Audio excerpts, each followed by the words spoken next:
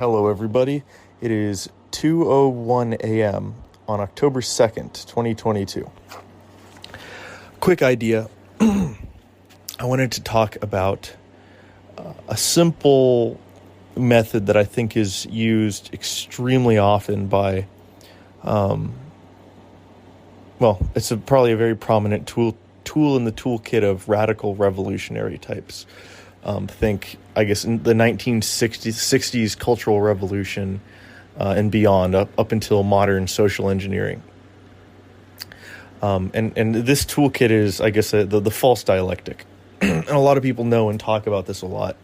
But essentially, the way that it works, and I think there's a nuance that I think most people don't really talk about that much. But if you want to change something in culture or society or do social engineering, you don't just say, hey, do this change, do what I want you to do. No, what you do in the false dichotomy method is you tell them this is what we want to change, right? And people aren't going to want to do it, right? But then you show a more radical version of that, right? A way more radical version of that, and people will now see that the first option that you want to propose, the thing you actually want to change, they're going to say that, oh, that's actually not that bad. That's actually sane and reasonable in comparison. And this is a simple, this is like a very, this is a core kind of principle in human psychology from my understanding. If you ask someone a large favor before you ask them for a small favor, they're much more likely to accept the small favor than if you just ask them for the small favor, right? If you ask someone for $1, right, they're probably going to say no. But if you ask someone for, can I have $100? And they're like, no, what are you talking about? It's like, oh, okay, can I have $1 at least? They'll be like, oh, they're probably more likely to give you the $1, right? Same thing with this form of social engineering. If you want society to adopt a different moral or do something different, right? First thing what you do is you show a crazy, insane thing, right? And then you have the reasonable alternative, right? Right? And I think one instance we see of this, which is not trivial, right? Language is at the core of human psychology and thought, right? You kind of think in your language.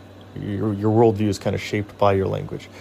And also, I guess there's another element of this I'll talk about in a second, but the idea of kind of malleable identity or subjective identity-based pronouns instead of a more reality-grounded, unchanging, just matter-of-fact type of thing. And the way that, and I think why this is important, because people say, oh, that doesn't matter, it's not important. And I guess this just goes to show that I'm right with this psychological principle, because people don't really understand or see how crazy this is. But the idea here is first we got to say that biological sex is a real thing, is important, and is probably one of the most fundamental elements of human psychology, human society, human being in and of itself.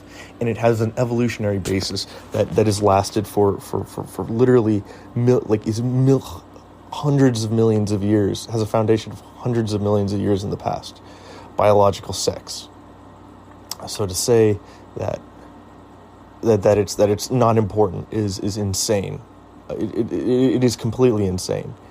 Our society, our culture, everything is built on top of this, one of these foundational elements of our being, right? And it's not subjective, it's objective, right? You're either a man or a woman. You could say, well, what about the people who are born intersex? It's you're talking about a genetic mutation, right? That doesn't even really that really those aren't people that are it's an anomaly that doesn't really matter for the actual what we're actually talking about. and plus, like, from my understanding, like, I think they probably manifest as more of like one woman, like a more of a man or a woman or whatever. There's still in kind of an element, a social element of kind of what they identify with more as, right? Or I don't know, it's a genetic anomaly, right? You're not gonna. We could talk about like the merits of like, you know, intelligence and stuff, and you could say, well, people with no brainstem exist, or will people who are born with like an IQ of like 30 exist? It's like, okay, well, that has no bearing on this discussion. We're talking about large scale social trends. So anyway, the argument that some like 0.0000001% of the population is intersex, so that means that anyway, it's just a stupid kind of tangential thing that completely ignores the real point. Anyway, now that we've gone over why I think biological, real sex or gender or whatever you want to call it is important, let's go why would kind of skewing that matter. If you want to, I guess, control people more easily, not just control people more easily, I think that's one thing I think that you got to understand is like, why are all these social changes being done? They're to ensure that the ruling class has an easier time, I guess, inflicting their will and their ideology and their beliefs on the general population, and to ensure that their power doesn't get threatened, right? If you know anything about the history of America, you know that in the early 1900s, there were literal revolutions by like miners and workers in the United States. There were literal battles. Like, workers took up arms against unfair labor practices, and like the army had to be called. There was like people died in the United States, in Colorado and other places. Like a literal revolution, literal kind of rebellion against unfair labor practices, and I think as a result of that, the modern ruling class realizes, okay, well, we can't have this happen again. So what do? They really want to disarm people, because you don't want something that is making you comfortably wealthy. You don't want a power structure like that to be threatened. Anyway, that's a side note. But the point is, I think that looking at these large social engineering projects in terms of things that benefit kind of, you know, the current ruling class is important, because the push for government overreach and banning of firearms is something that very much benefits the ruling class. And anyway, that's my point. And it's obvious, like you can obviously see that there's a major amount of like social engineering done to make people think that this is a sane thing. You know, we need to ban firearms. Anyway, so gender is something that's been happening in the last 3 to 5 years, especially, you know, exponentially. Talk about gender and whatever. I think that the point of this, I think that this idea is especially relevant in the more broad kind of historical trend of people moving from living in very close proximity to, with a very good understanding, a very deep understanding of, ontological reality or the actual, like, you know, the physical reality around you, the real basis of reality, you know, not an abstraction, you know, the core fundamental elements of reality. You know, when people were living in nature, you needed to live by like true principles of nature. And if you didn't, you would die, right? Or your bloodline would die, and then the ideas that you had would die off with you, right? So you needed to be grounded. That's my point. People used to be much more grounded than they are now. And right now, many people, or most people, live in urban centers, right? Most people live in urban centers. And what is an urban center? It is a simulated environment outside of nature, right? Nature is as grounded as you can get. A city is one plus level of abstraction outside of that, right? And if you live in a city, right, you don't live by like the core principles of reality. You live by human principles and human rules. Like it's kind of abstract or arbitrary rather. You can have a rule for you can't litter here, or you can't walk across the street here, or you can't do this, right? You don't need to live by, baseline rules of nature. You have to live by man-made rules. And I think that you've seen people move more and more and more and more into simulated environments. Voice crack. But like TV, especially baby boomers, right? Baby boomers, I think, are the biggest generation to do this, where they kind of checked out, I'd say, from baseline reality, and then kind of immersed themselves into movies. And there's been a huge amount of social engineering that was done from this, because movies started pushing tons of different narratives. And if you live on the couch in front of the TV, right, that's where you're informed about what is real. That's what you're informed about. That's what informs you about what the baseline of reality is. Then that's how you're going to kind of color the picture of what reality is. Simple. And then right now we see people move more onto computers, right? Which isn't just like a narrative, like an artificial narrative. It's literally a complete, it's a complete simulated world. It's a simulated community. It's a simulated point and click adventure game. It's a simulated reality. And from that, I think it could be potentially easy to change the way that you think, change the way that you kind of perceive reality, because it's not really grounded in anything. You can use algorithms to change how you think, to kind of show someone this and then show them that and show them that and show them this, and you can change their mood. You can change, it's a simulated reality. I think I've went along that point more and more and more, or enough, right? And so my point is, finally getting to the point. But my point with all this is, I think that gender, or not gender, let's call it sex, the kind of whittling away at the concept of biological sex. The point of that is to chip away at one of the most fundamental, or one of the it's late. One of the core elements of what still grounds people into reality.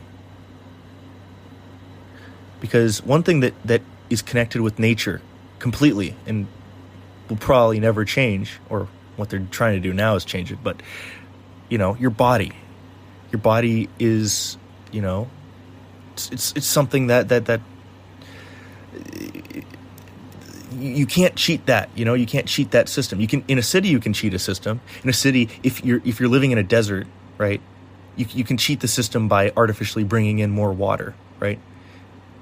You can cheat a system. You can cheat the laws of reproduction. In a city, with contraceptives, with abortions, with like a fabricated morality, with, this is actually safe and this is actually good for you and this is actually, and you can tell those lies and kind of get away with them.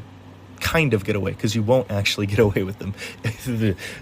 Anyway, but you can kind of push the consequences off from a first order consequence to second, third, fourth order consequences, etc. Because you can afford that. But with your body, you can't really. With your body, if you're eating unhealthy, you're going to get fat. if you're doing bad things with it, you're going to have consequences. And you can try and shield yourself from those consequences, but they'll still be there. And also, anyway, I think I've made my point. But if you start telling people that no, your body is just another simulation, right? Your mind is a simulation. These things that are what ground you into what is real are false. You don't really need to exist as a man or a woman in this binary, right? This biological binary. Your being, your essential, your essence, the essence of who you are can be completely determined by your conscious mind, which psychology tells us this is simply isn't true. Your personality is it's very deterministic. It's not something you can just I'm intuitive now. I'm a sensing now. I'm a more thinking and logical archetype now. Now I'm a more feeling archetype now. Now I'm more introvert. Now I'm more extrovert. No, you can't really do that. Who you are is kind of fixed. You can learn how to navigate the framework of your brain, right? You can learn how to best live with yourself. You can get over your traumas and stuff. But who you are, who you fundamentally kind of, and not talking about your traumas and not talking about this other stuff, not talking about the stuff you heal from, right? But talking about the essence of what makes your thought process you. Something you like, the core elements of that, your personality. It's not something that you can just, flip a switch and change. It's an essence of yourself. And part of this comes from biology, completely. Or I'd say most of it does come from biology, right? Men and women think in very different ways, and that's one element of it, right? Anyway, let's. I think we're getting a little off track, but the point is, and I think we're overcomplicating this, but the simple point is that if you start saying to people that your gender or your sex is something that is malleable, something that isn't really true, is something that is it's something that you can creatively express, is a simulated thing, is a subjective thing, then people will be like extremely disconnected from reality, I would say. Extremely disconnected from reality. And in that confusion, I mean, how I feel like someone could be extremely malleable. And now this isn't to say, if we're talking about just transgenderism, transsexualism before kind of this modern 2015 plus era. I mean, there are other causes. We're not talking about the causes of those. We're talking about the social engineering project that is currently going on. And maybe it's social engineering, maybe it's it's partially social engineering at the very least, but it's partially an emergent phenomenon from social media. But we're not talking about really, the medical diagnoses of transsexualism. We're talking about the current kind of trend. The medical diagnoses, from my understanding, there's two major causes of transsexualism. And, well, I'd get into trouble if I told them, but maybe I will. One of them, I think, is a sexual-based thing, and the other one is more of a DID, dissociative identity disorder, or something like that. I might be kind of butchering that, but that's my understanding of kind of where they originate from. It's not just you're genetically this. It's not that. It's more of a there's a psychological, mental origin of this, and from my understanding, a lot of it does happen due to trauma. But we're not talking about that right now. We're talking about the current trend, and the trend that I want to talk about is pronouns. So pronouns. Gosh, it took us 20 minutes to get here. So with pronouns, it's just because I'm trying to be very, very thorough with all this. But pronouns, to the original point, push one thing hard, or push a crazy thing, and that'll get the other thing that you're actually trying to push through. So what they tried to tell you, or what they tried to kind of push, what they're trying to push is they, them. That's what they're trying to push. And the way that they do that is by pushing neopronouns. Like pushing, like you can call yourself Z or Zo or Zebo or Zubu or Boo and Baba, right? You can call yourself Grebo and Grumbo. You must refer to me as Blubulous. You say that, right? And any normal person will be like, what the hell are you talking about, bro? What is this? And you push that for long enough, right? And the alternative, right, in your mind, it's like, okay, well, I could either call someone a Zubo or a Zabo, or I could just call them they, them. Any normal person is just going to resort to they, them, instead of Zubo and Blubbo and ZB and Zuzu, right? Half of you are probably saying something like, what the hell are you talking about? But the point is, I think neopronouns are being pushed as just some, insane alternative, and what they're actually pushing is they, them. Because, that's really all you need. What they're essentially pushing, and I'd say, let's look at this in a spiritual sense. Okay, let's look at the Baphomet, the Baphomet symbol, the Baphomet, picture. You guys all probably know it. It's a goat. It's a man, or it's a human with a goat head, with one finger up in heaven, one finger down in hell, with a pair of breasts. I think he's got a pee-pee, got a dick and breasts, and and that is the Baphomet, right? It's a core satanic symbol, and what that is it's trying to be a unification of opposites. It is an abolition of hierarchy. It is it's an abolition of hierarchy. It's an abolition of order. It is chaos, right? Because you break down the boundaries. It's a man, it's a woman, it's a goat, it's a goat, it's a man. It's pointing at heaven and hell. It's good and bad. It's gray. It's something that is everything and nothing, right? You become the unification of good and evil, right? Of opposites, and you say that you can do that, then anything becomes permissible. And there's probably some more occult significance to that, but that's essentially what's being pushed here. It is what is encapsulated in that idea. It is fundamentally what is encapsulated in that idea that is being pushed. And if you think that satanic idea is good, then, well, I'd like to hear your reasoning. But anyway, that's fundamentally what's being pushed. Now, I think I've given you guys some... Well, fine, let's give you some reasons on why that's not good, I guess. It's just going to be more rambling, but whatever. You're here, so... And maybe we're not going to ramble too much, but, you have to understand, like, the significance of order, right?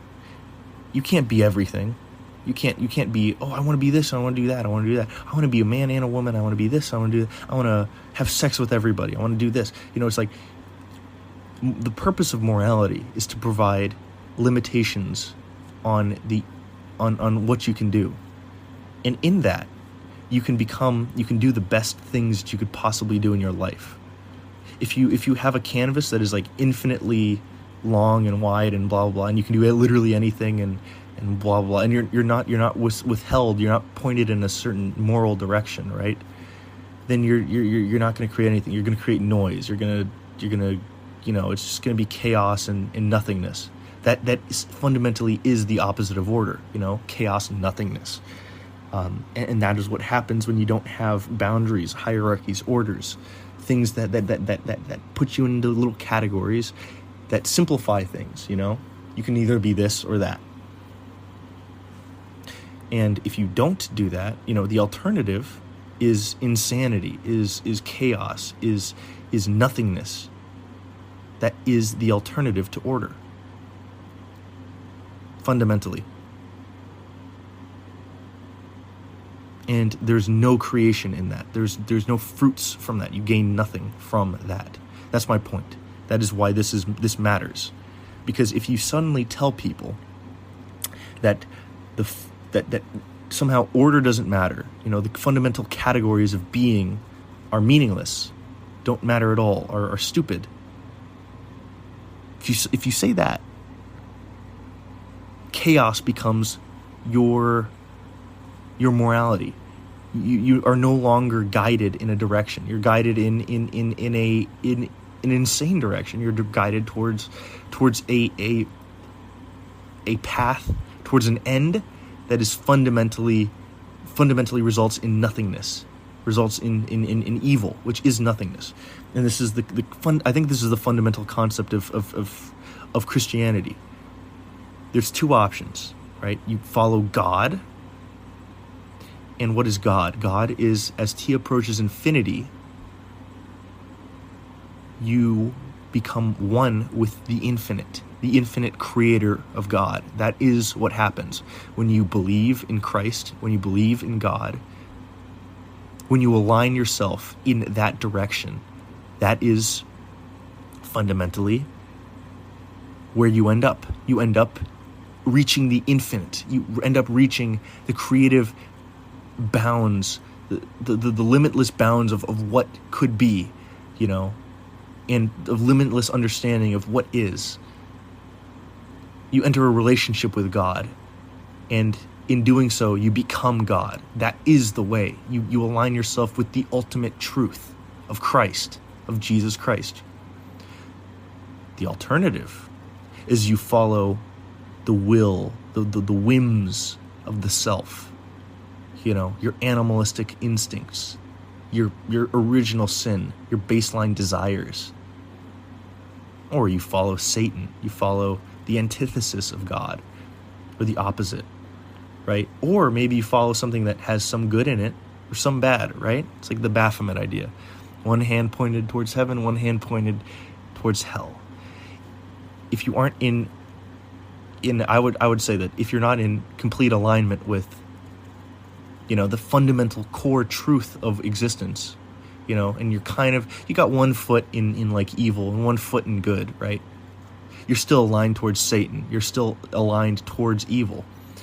And that the end of that, the where that is leading you is fundamentally destruction, is death, is hell.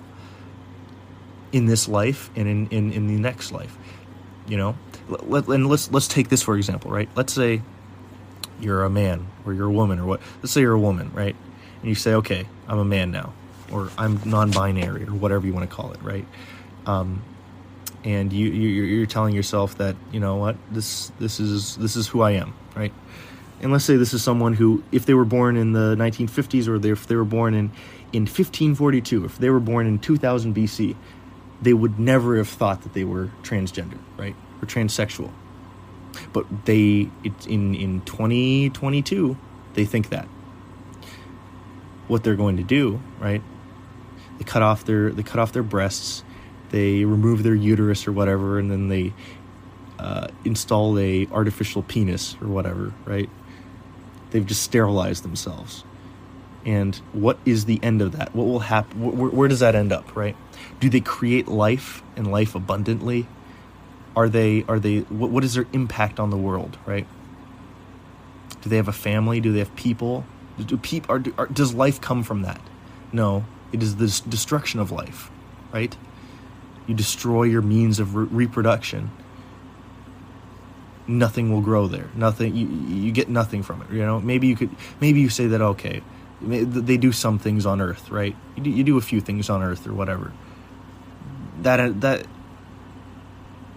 but at the end of the day, you're motivated by, like this chaotic, you're following the God, like the God of Satan, right? Or the God of the self. You're not following the ultimate truth. So, I mean, if you're not pointing towards heaven, you're just going to end up hitting the ground, So at the extreme, if you're aligning everything that you want towards, or if you're aligning yourself towards, a half-truth, your life will be meaningless. And as T approaches infinity, what you made, what your impact was, will be nothing. And I think that's fundamentally what Christianity says. I think that's what hell is. Now, some people say that, hell is infinite. I would say that there's a way that you can understand that, but also see hell as being an annihilation.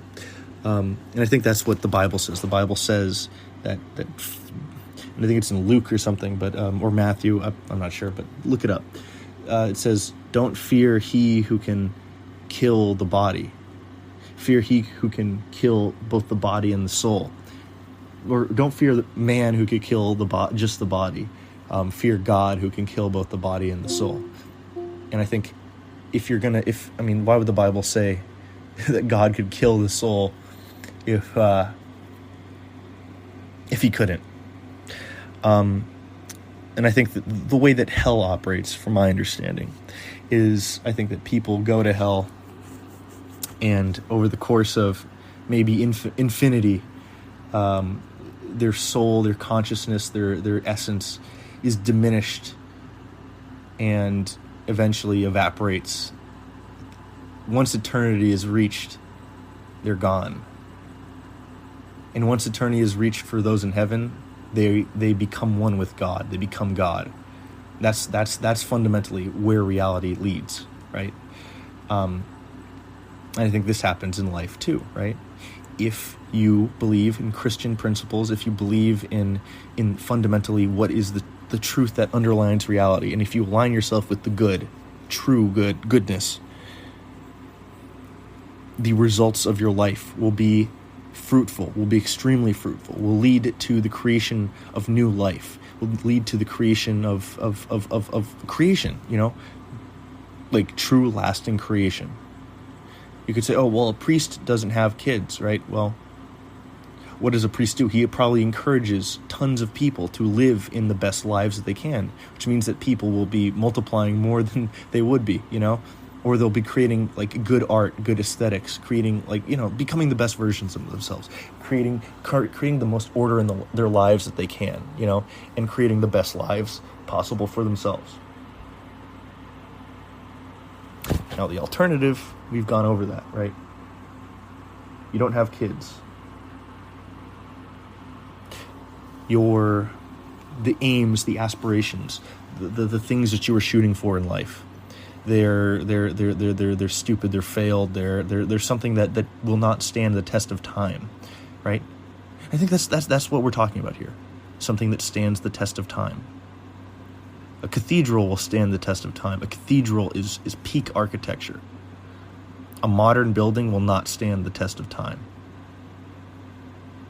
A family, you could argue, will stand the test of time.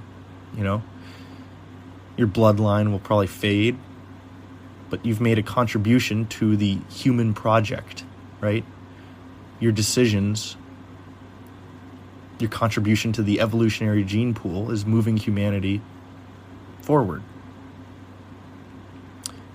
Aesthetically, you will create something aesthetically, or in terms of your life, you'll be doing something good, or you'll be doing the best that you possibly can, right? I mean, if you have some guy who's drinking all the time and having sex all the time and wasting his time basically, and being lustful, gluttonous, slothful, envious, prideful, all this stuff, he's not going to be able to achieve the same amount that someone who's doing none of that is doing, right? That's my argument, or that's my assertion. Yeah.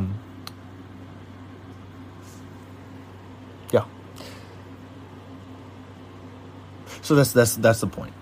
I think that the reason, my explanation for the reason why they, them, whatever is being pushed, and it's a simple thing, it's just to make it so that people are more separated from the fundamental, real, essence of reality.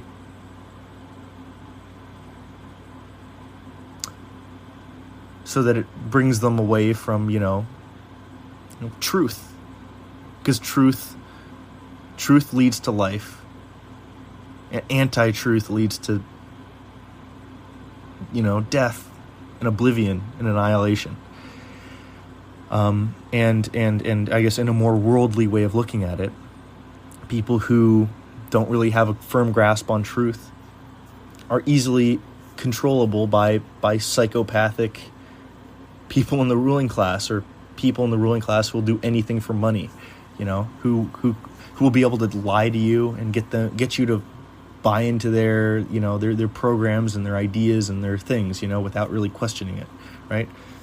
If Bill Gates wants to tell you not to eat meat and not to to take experimental medications and to do this and to do that, right? If you don't have a strong set of principles and beliefs and understandings of reality, right, you're probably more likely to just go along with what he's saying and what he's telling you to do than if you thought for yourself and you had a clear understanding of what a good moral alignment of truth is. Anyway, I think I've overstayed my welcome on this. I think I've talked enough, but I hope, almost 40 minutes. Oh man, I need to be going to bed. It's 2:38 a.m. Anyway, I hope you guys like this. Be sure to check out goosenov.com. I recently put up a bunch of poster prints. And also check out my Gumroad, where you can find more episodes of this podcast, as well as you can find comics. You can find videos or full videos, just a ton of content that's not released anywhere else. And there's a 1-week free trial, so that's great. I think you guys would like it, so check it out. It's well worth it. But yeah, hope you guys enjoyed. Please just share this in the group chat that you have with your friends. Send them this link. I think they'll like it. All right, see you guys.